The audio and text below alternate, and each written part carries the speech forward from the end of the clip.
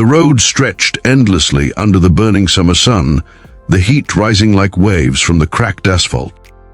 In the middle of that lonely stretch, where the yellow lines shimmered like gold, stood a barefoot little boy, his small frame trembling, his eyes red from crying. His shirt was torn, stained with dust and sweat, and his lips quivered as he looked toward a group of roaring motorcycles that had just stopped a few feet away. The sound of engines faded into an eerie silence, broken only by the boy's shaky breath.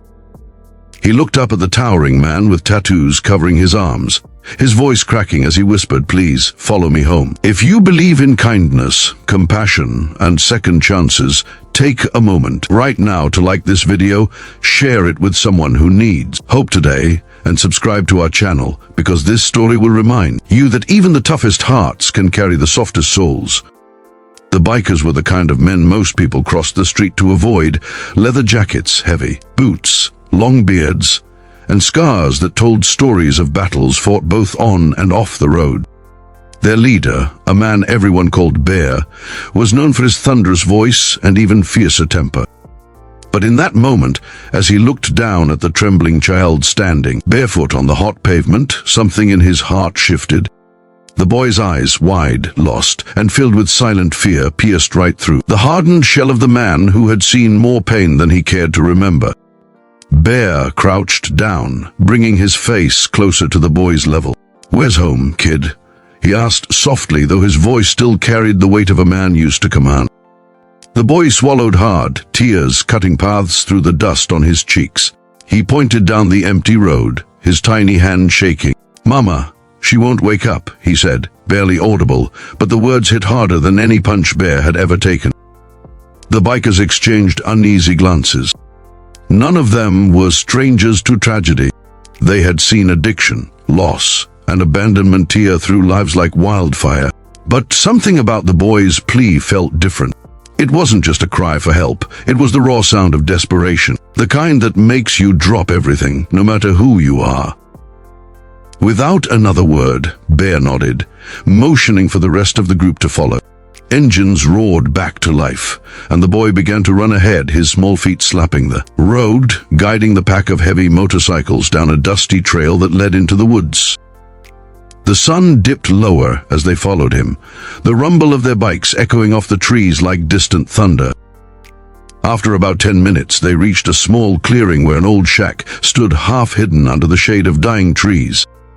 The wooden boards were warped and rotting, the windows covered with torn curtains. The boy stopped in front of the door, his chest rising and falling fast. He looked back at the bikers, his lips trembling. "She's inside," he whispered. Bear killed the engine and stepped off his bike, his boots crunching on dry leaves. The air was thick, heavy, almost suffocating. He pushed the door open slowly, the hinges creaking like an old cry for help. Inside, the smell hit first, a mixture of decay, damp wood, and something that made Bear's stomach twist. The small room was dimly lit by the fading light slipping through the broken window. On a tattered couch lay a woman, motionless. Her skin was pale, her hair matted, and her arm hung loosely over the side. The boy rushed to her side and shook her gently, his voice breaking apart.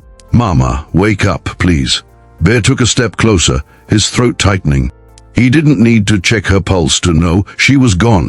The room fell silent, except for the faint sobs of the child clinging to the lifeless form of his mother. The other bikers stood in the doorway, their faces shadowed by a grief that didn't belong to them but still hit deep. Bear turned away, his jaw clenching as he rubbed a hand over his face. He had seen death before too many times, but this was different. This was a mother who had probably given everything she had to keep her boy alive and lost the fight before help could come. The cracked dishes on the table, the empty cans, the single candle, melted down to its last drop. They told the story without words. After a long silence, Bear walked back to the boy and knelt beside him. The child was still holding his mother's hand, tears falling silently. Bear placed a large, calloused hand on his small shoulder. "Son," he said quietly, "she's not waking up. But you're not alone, not anymore." The boy didn't respond. He just looked up, eyes full of confusion and fear. Bear knew that look. It was the same one he'd seen in the mirror years ago when he lost his own family in a drunk driving accident. He had buried that pain under layers of anger, leather, and noise, but now, seeing this boy, it all came rushing back. He took a deep breath and made a decision he hadn't expected to make when he woke up that morning. "We'll take care of you," he said. The words surprised even his own crew. They weren't exactly the type to babysit, let alone raise a child, but none of them argued. Maybe it was the look in the boy's eyes, or maybe it was the silent understanding that for once they could do something right. Bear and his crew gave the woman a proper burial that evening. They found a small patch of land behind the shack, where wildflowers grew between the weeds. The boy stood silently as they lowered her into the earth, holding a single flower that one of the bikers had picked for him. When it was done, Bear placed a wooden cross at the head of the grave, carving her name into it with his knife. That night, they built a small fire outside. The boy sat near it, wrapped in Bear's leather jacket, staring into the flames. He didn't speak, and no one asked questions. The firelight flickered on their weathered faces, showing a quiet tenderness that few had ever seen in them. For the first time in years, Bear didn't feel like a lost man riding aimlessly through life. He felt like he had a purpose again. In the days that followed, the bikers stayed. They cleaned the shack, fixed the broken door, and stocked it with food from town. The boy, whose name they learned was Eli, began to open up little by little. He smiled shyly when one of the bikers showed him how to rev a motorcycle engine, and he laughed for the first time when another gave him a ride down the dirt road. Bear watched him closely, realizing how fragile yet strong the boy was. He'd been through more in 7 years than most men endure in a lifetime. Bear saw himself in him, the pain, the loneliness, the desperate hope for someone to care. And slowly, without meaning to, Bear became the father Eli never had. Weeks passed, and word about the bikers' act of kindness spread through nearby towns. People who once feared them started seeing them differently. They were no longer just a gang of rough riders, they were protectors, men with broken pasts who had chosen to do something good. The crew started organizing food drives and helping the homeless. Each of them had been changed by that one moment on the road when a barefoot boy asked for help. One day, Eli stood beside Bear, both of them watching the sunset from the porch of the repaired shack. The boy slipped his small hand into Bear's rough palm and said softly, "Mama would be happy." Bear looked down, his throat tightening.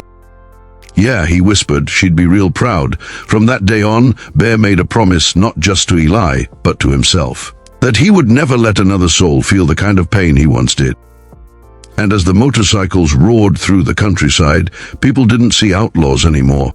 They saw men carrying redemption, kindness, and a small boy's hope strapped to the back of their bikes. If this story touched your heart, please like this video, share it with someone who needs a reminder that there's still good in this world, and subscribe for more stories that prove compassion can change everything. Before we end, we'd love to hear from you. What would you have done if you were in Bear's place that day? Leave your thoughts in the comments below. Your words might inspire someone to choose kindness too. As the night fell and the stars began to shimmer above the trees, Bear looked at the sleeping boy beside the fire, his small chest rising and falling peacefully. The engines of the bikes stood silent in the background, gleaming under the moonlight. For the first time in a long time, Bear felt that maybe, just maybe, life had given him a second chance. And it all began with a barefoot boy standing alone on a road, whispering through tears, "Please, follow me home."